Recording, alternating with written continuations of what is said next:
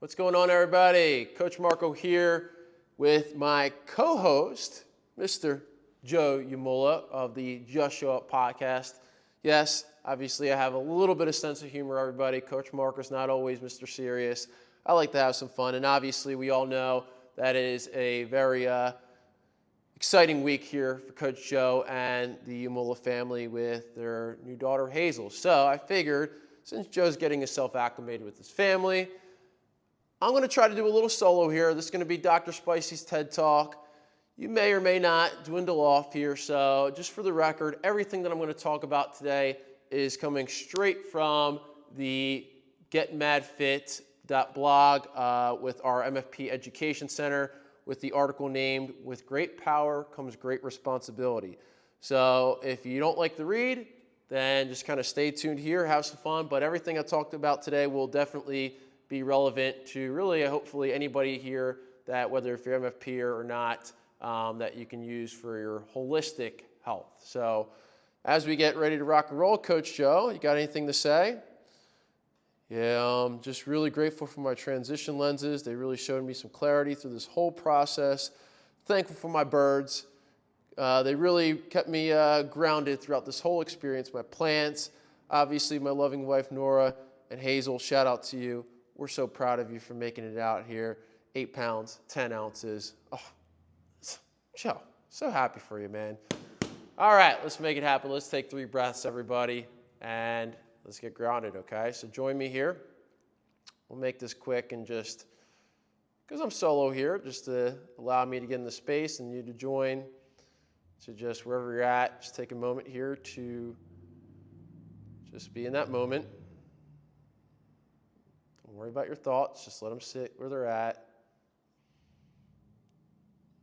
And just remind yourself that you are always in control, even when your thoughts, your emotions, any physical ailments, things that might take you out of control, work, family, life, you have the potential to always come back to this greater power, this greater responsibility to bring you back to center. So let's take a deep breath in.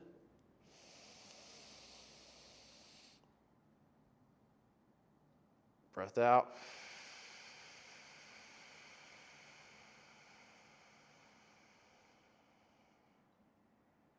Breath in.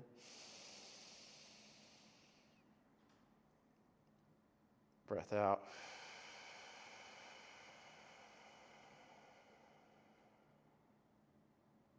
Breath in.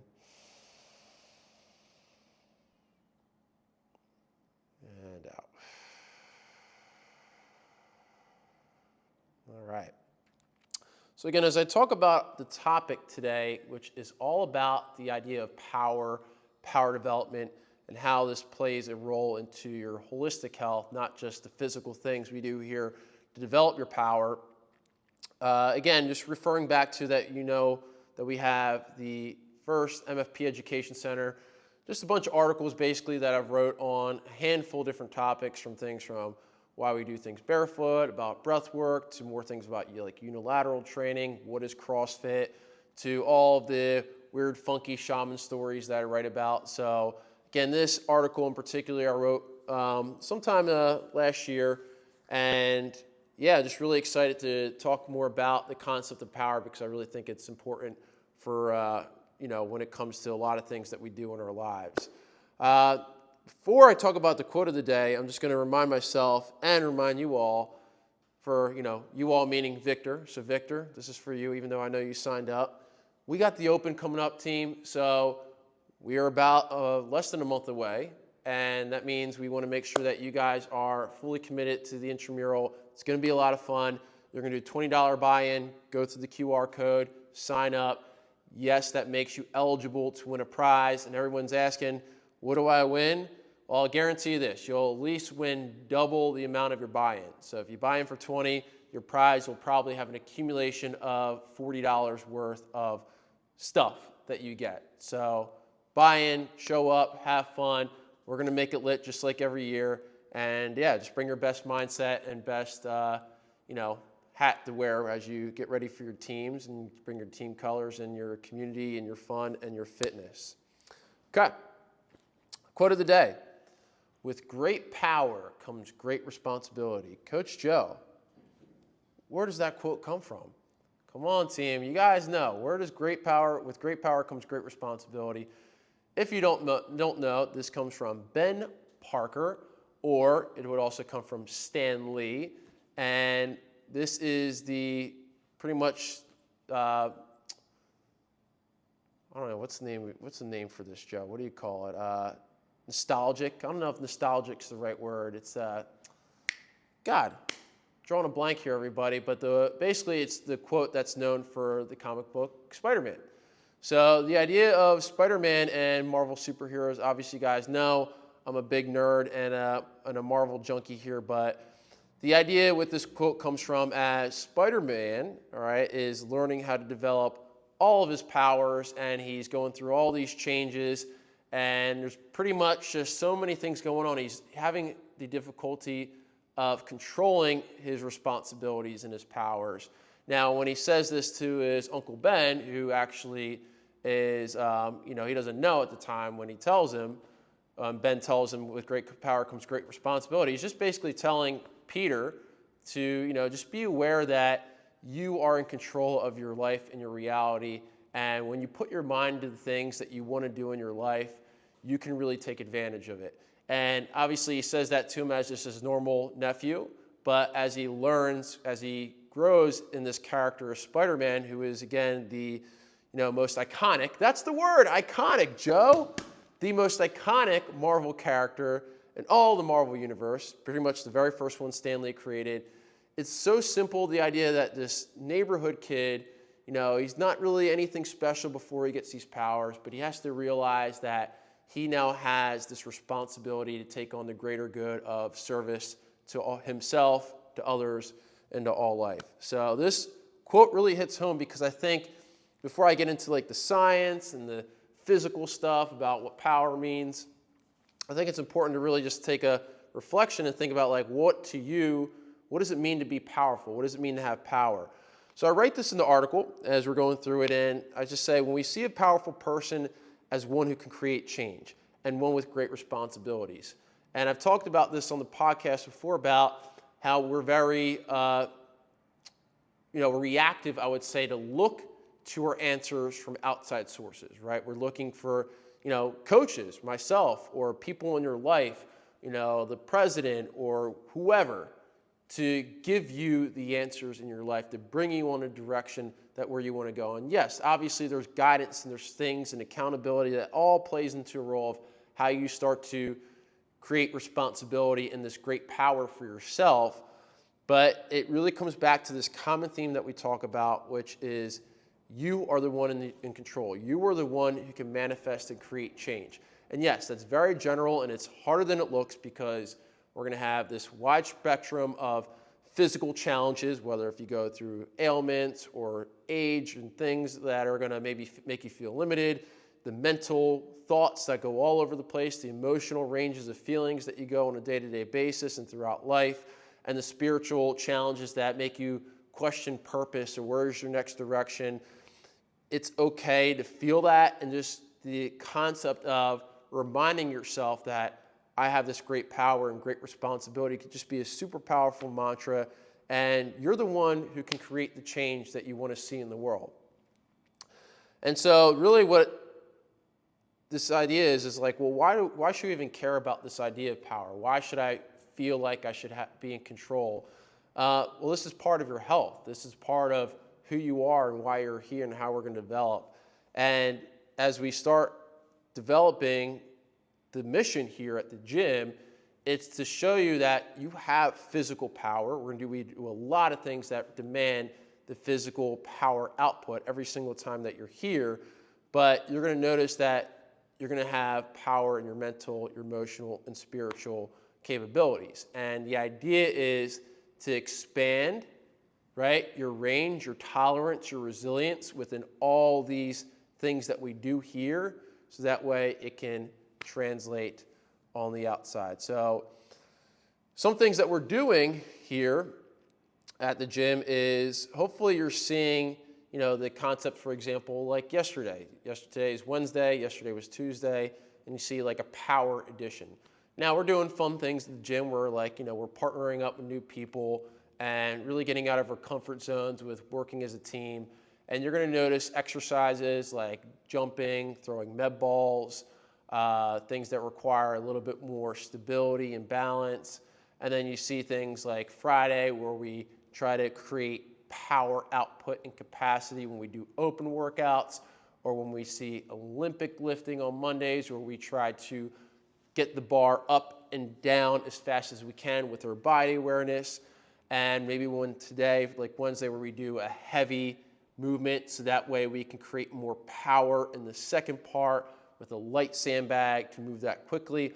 All that has a role to play with you developing your physical power. But again, we're going to talk about how that will translate to other aspects of power in your life. So let's keep it simple here, right? Let's keep this to science to begin with. I'm going to say, like, when we think about power, obviously I just talked about the holistic concept of like you being in control. But when we talk about the physical concept, we're not talking about like having power on social media and having 1,000 followers and all that stuff. We're going to talk about the idea that physics plays a role. And the concept is power in physics equals work, which is force times distance, divided by time. So let's think about that, right? The concept of being powerful. So let's just say I have a minute, that's time. The work that I do, the force, let's just say I do a squat. So that distance is from the top to below parallel at the top. The amount of force I go down and up, right, as I produce. If I do 40 squats within a minute versus 20 squats within a minute, I created a higher power output for that for if I did 40 versus 20. So that's just like common understanding of how physics plays a role, right? And that's kind of the reason why we use the clock a lot in CrossFit, because we can somewhat measure your power output just by the amount of reps that you do at a standard and using the clock as a time frame. So when we start thinking about, how resistance comes into play, obviously resistance, like with a weight or an object, plays into that force factor that you're trying to work in terms of distance, in terms of moving your body. And CrossFit is, if you guys go back to a handful of podcasts in the beginning, we talked about these 10 components of CrossFit. We'll touch on these another time in another episode, but power is one of the 10 components of fitness that we develop, all right? And probably one of the most valuable. We have power, strength, coordination, agility, speed, balance, mobility. All these things are going to play a role of like being, a complete unit, a whole being in terms of the physical world. So CrossFit will use the definition: the ability of a muscular unit, and this is actually not CrossFit, this is probably exercise science, unit or units to apply maximal force in minimal time. So again, force times distance divided by time. And we get in CrossFit really uses this tool of power to measure. So again, it's just the concept and idea of like there's a formula. The easiest way you consider being powerful in some extent is to be able to produce rapid and explosive force quickly. So, and really the true essence of power, even though we're using power as a measurement for like workouts and reps, power is more so, believe it or not, the idea of doing something fast and quick. So if I throw a med ball to the wall as hard as I can for one rep, that's truly power. Yes, we could repeat that, but the idea is like that, 0.0 to 2 seconds, not even, of high effort is really the true extent of power. That's why when you do things in the gym where we kind of do the Olympic lifting, the jumping, that's really an extension of what power is: rapid, explosive force. And you're probably already thinking in your head, like, why is this really important? And I'll talk into the longevity concepts of that.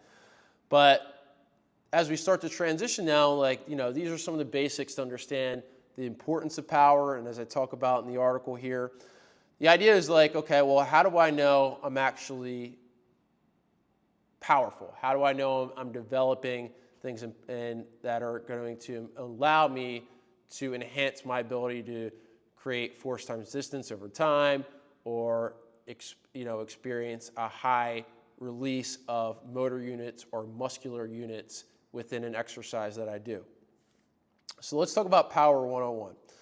And Joe, you got anything? You got questions about power? All I'm thinking about is just when my birds visit the bird feeder and they start flapping their wings really, really fast and rapidly. That's about power. You know what, Coach Joe? You're right, man. You look good, dude. All right. Power, power, power. Let's get into this. So, again, talking about rapid force into gravity, right? So, if anything, we don't even need resistance or weights. We start with gravity. That's why any body weight thing we do. Now, again, the idea is to do it fast, not slow. So, one of the best ways to start to develop power is a term called plyometrics, which is basically any sort of jump training for the most part. We can do upper body plyometrics, but again, we're really rapidly lengthening the muscles during a phase called eccentrics, which is not really important for you to know, but you could really think about the concept first of when I do a box jump or a vertical jump or a lateral bound or a hop or a med ball throw, right? All these are going to be really explosive, quick bursts of power. And so getting into body weight stuff like that first, right? And you might think, well, jumping and landing, all these things, like these are for athletes only and all that, but no, we're going to talk about the longevity concept. This is extremely, extremely important to practice and develop. You might not be jumping on 50-inch boxes or anything like that, but your own relative expression of jumping and landing, no matter how far or how high, is going to be extremely important when you put the intent to it. So there's other forms of power where we add resistance. And now we're adding some sort of load, right? That could be a barbell, med ball, sandbag, dumbbell. And again, it's not necessarily the type of power. Let's just distinguish the power aspects of doing a workout for time versus doing a very intentional exercise for speed and for quickness. So if I do an Olympic lift, for example, like we're doing Mondays, right? The high hang clean, jump land, quickly pull under the bar, stand. That's a very intentional way and very precise way of creating a fast, rapid response from a tall shrug to a catch within a very short time frame. So we're not worried about how many reps we do within a time frame. We're thinking about an intentional movement within a time frame. Now, that's a form of power, right? That's really the true essence of power. But power can also be translated to, for example, if we do our CrossFit workout on Friday, when we do the open, that's where CrossFit gets into the definition of power of force times distance over time. For example, we're going to do pushing reps, dumbbell snatches, jump rope. So if I do 6 rounds in 15 minutes versus 5 rounds in 15 minutes, that means I created more force to the movement, more distance of up and down reps or whatever I'm doing over that time frame. So you'll know, because what are some factors that translate into you having a power output response? Well, you're going to feel some sort of physical fatigue.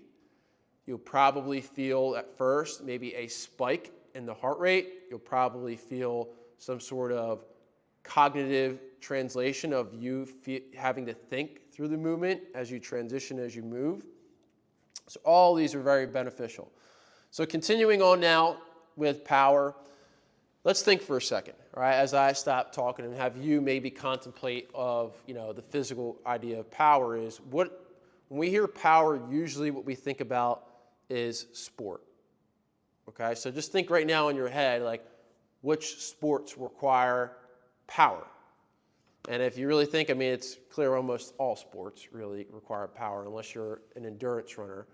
But really all field sports, if you think about basketball, sprinting up and down the court, a jump shot, any lateral movement, a pitch, a bat, in softball or baseball, serving, lateral movement, swings, tennis, pickleball, soccer, football, field hockey, lacrosse. Like, if you understand this type of athlete, they're called what we call power athletes, because the energy that they need to produce, their power output they need to produce, force times distance over time, is in a very short window.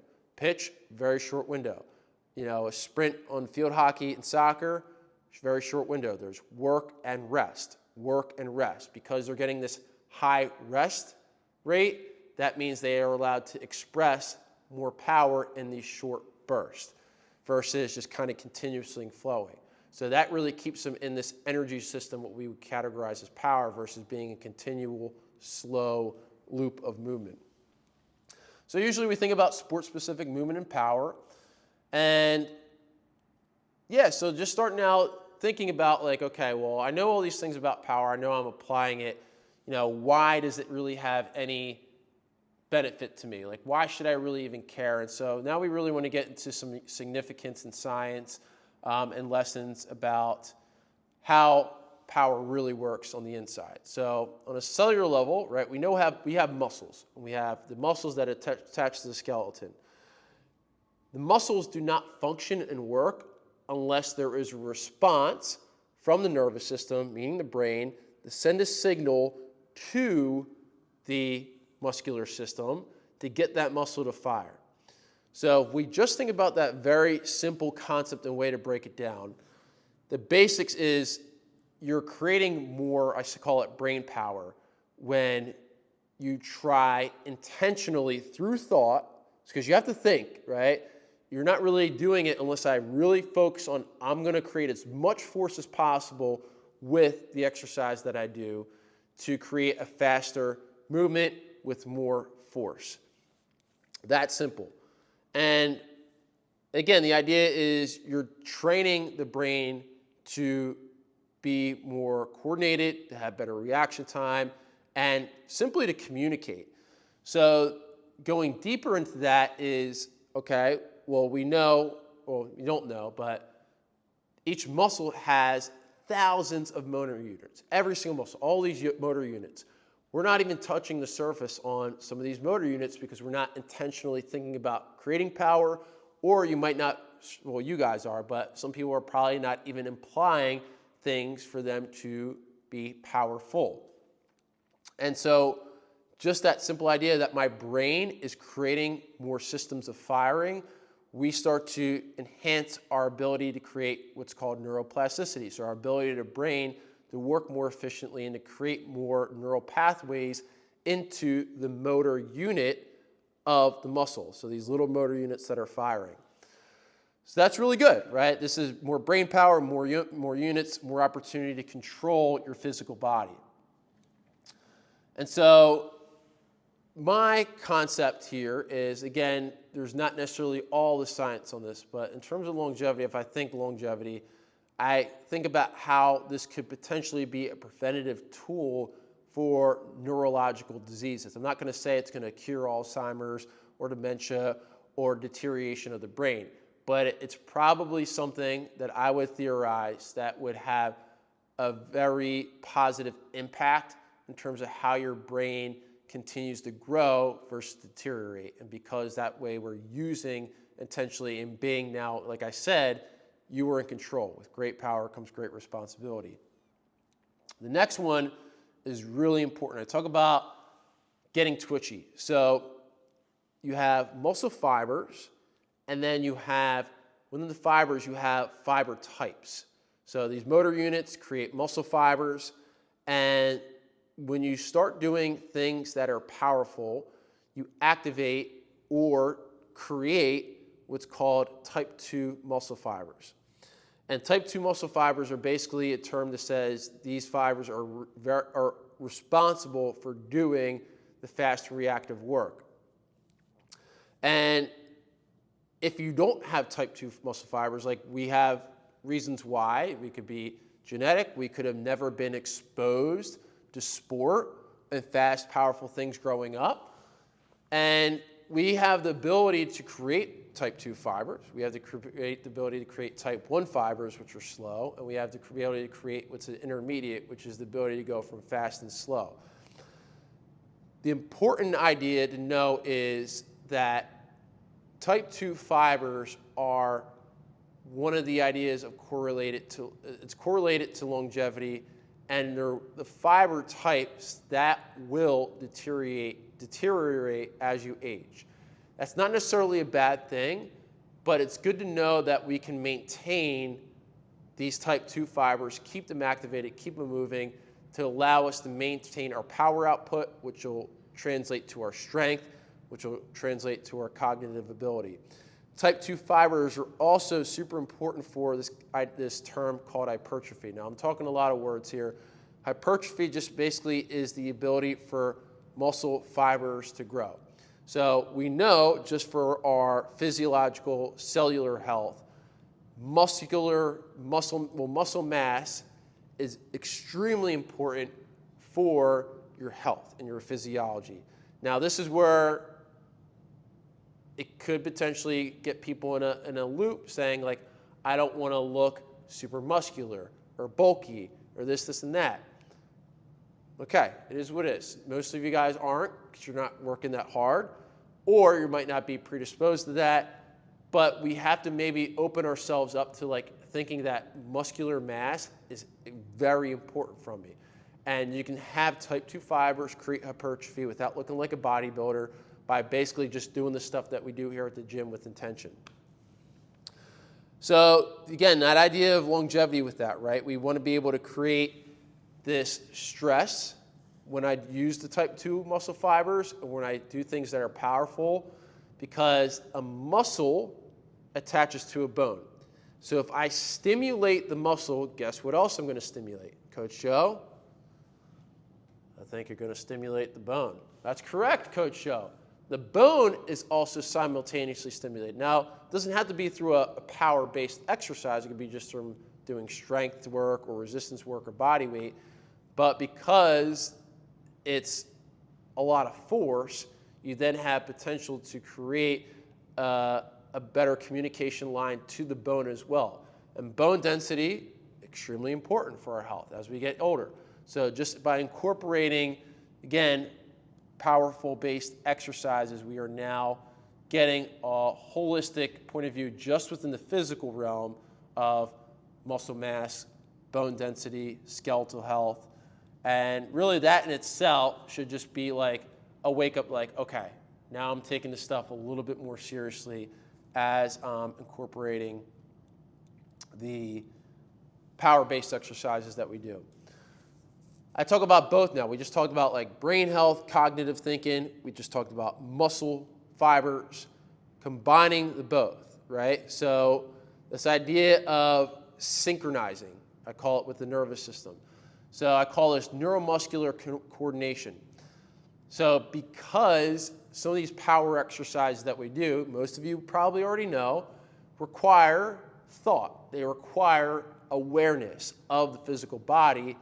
That itself is not just the brain or the muscle, it's the whole unit. And again, all of it's working at the same time, but just because power-based exercises that we do require a little bit more skill, that means we are now creating this optimization of our ability as we age to maintain these abilities of the brain and muscle fiber combining. So I write this in here. I said, when I'm 80 years old, I want to be able to get up off the ground with some jazz or jump over a puddle. Just think about that, right? Not saying, you know, when you're 80, you have to be able to jump over a puddle and live a happy, fulfilled life at that age. But the mission is talking about thriving, right, Coach Joe? And so when we thrive physically, we're able to extend our capacity and our resilience as we get older by incorporating these exercises that will allow us to do things more, I could say challenging, you know, or activities as we get to those ages, right? And so it is a process, but these are things that we could really be mindful of in terms of how we perform, and also just as well as when it comes to like prehab or injury prevention. And a lot of people might think, you know, doing these exercises could potentially get you hurt. And that's actually true. Like if you're not mindful with jumping and landing or throwing or Olympic lifting, if you're really not intentional, like you are at risk because it's a fast, rapid movement. And especially if we do it in a workout, like 3, 2, 1, go, and it's an AMRAP and we're doing power-based exercises for time, you know, you do have to be mindful. But, big but there, is if I were a physical therapist and I'm training you how to rehab your shoulder or your ankle or your knee, jumping, landing, sprinting, plyometrics, throwing, those would 100% need to be in your rehab protocol because, again, that's how you're going to send signals to the tissues and the bone to recover. So that's a part of rehab. Let's get into some deeper things here. So, again, I just talked about brain, body, but power goes much further into, you know, your whole being. And again, I'm talking about the mental, emotional, spiritual idea. And I talk about this idea of the somatic expression of trauma. And so the idea is that things that are happening through our life, and I've talked about trauma and energy and things in other episodes, but all of that essentially gets stuck in your first line of defense, which is the physical body. So if I've had injuries or I've had, you know, mental challenges and I've thinking, or I've had emotional challenges of grief, you know, overwhelming stress, like those get stored into our physical area of our body. And we all have some variation of trauma, myself included. And it could be, again, physical, mental, emotional, spiritual. But the idea is that if trauma and energy get stuck into the physical body, ways of releasing trauma is through forceful, rapid movement. So something very simple people could do is when they're in a phase of trauma or stress, it's to literally like shake your body as rapidly as possible. Now that sounds really silly. It would look very, very silly. But really that's the idea of how you release negatively stored energy. So shaking your body, moving your body. You know, I'd say like join a dance class. Like that's one of the most therapeutic things you could do. And obviously most of you probably be like, hell no, I ain't doing none of that. But, you know, I also say in class, I say, whatever life problems that you have, and you see my med ball here with Coach Joe. Joe, sorry I'm touching your tummy here. Whatever life problems that you have, you can take it out on the med ball. Meaning the med ball is a very valuable tool to release any stored negative emotional energy or trauma that you may be having. And the double whammy here is that if I'm using my hips and my torso and my shoulders, you're kind of specifically targeting some big areas that are very responsible for holding trauma. Particularly, a lot of us store a lot of energy within our pelvis. A lot of us store a lot of energy within our chest and our upper back. These are our big main energy centers within spirituality, but also just within the nervous system itself. And because they're always attracting and expanding energy, like magnets and electromagnetic pulses, they're pulling in. So if you're somebody who's very closed and, you know, not very open or connected, or from somebody who is very, you know, has a lot of shame or guilt for myself, like that would store into the pelvis. Or if I'm not open and connected, that's going to store in my upper back and chest. And it's very likely that translates to some sort of physical symptom. Like I might have like a pain in my shoulder. I might have this chronic tightness in my hips. And I'm not saying that's not like, oh, I have like a little, you know, internal or rotator cuff impingement, or it doesn't mean I have like a labral, you know, impingement or a tight psoas.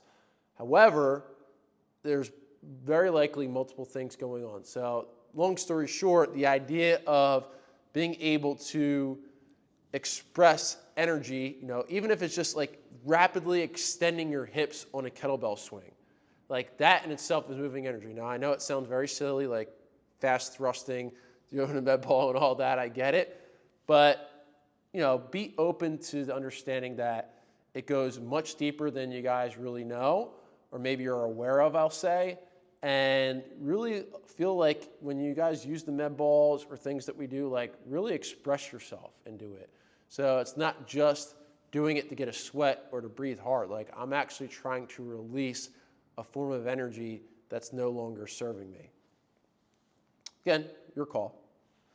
So now we talk about incorporating power, which if you're listening to this, by now, you're understanding, the basics of power, implementing it, and structuring it. Now, for you guys, you are already coming into a workout and program that's intentionally developing or integrating power exercises. So simple ways to start I talk about is like mastering your body, skipping, jumping, landing is important. Even though landing is not the concentric, the expression of force that you put, landing is the prerequisite of stabilizing so that way you can then maximize your ability to produce force. So broad jumps, bounds, all that stuff we do. Plyometric push-ups, med ball pushing, a little bouncing, Olympic lifts, we talk about this. The body weight work, we do the coiling. I know coiling, guys, I know it's awkward. We get this rotation. You might be like, oh, this is stupid because it's hard. Well, that's the idea. It's supposed to be a cognitive challenge, coordinated challenge, unilateral challenge. And you notice, though, you're able to express that jump and punch into the bar that translates to power. And then what we're doing a lot of right now is doing the number one movement on the power pyramid, which is, Coach Joe, sprinting. All right, so when we sprint, that's the easiest way you can create an expression of power, everybody.